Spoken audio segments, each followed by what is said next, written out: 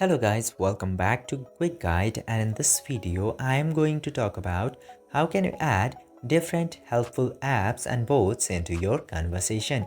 So without any further ado, let's dive right into this exciting video. Now, in order to do that, you just simply have to open your chat application, and after opening that, simply open any of your chat where you would like to add a application. And after opening the chat, go over the profile of the chat, and after that you will get this option of manage apps into the top side. Just simply tap to manage apps, and then you will get this plus button at the bottom right corner. Simply tap there, and then you can search any of the apps that you would like to add.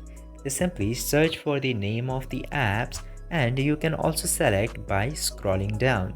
Just simply select the app which you would like to add, and after that tap to done button, and a new chat will successfully be added to your conversation, and it will make your conversation even easier. This way you can also add an app into your conversation. I hope this video helped you. If yes, don't forget to like, share and subscribe to the channel to never miss another update. Thank you for watching the video.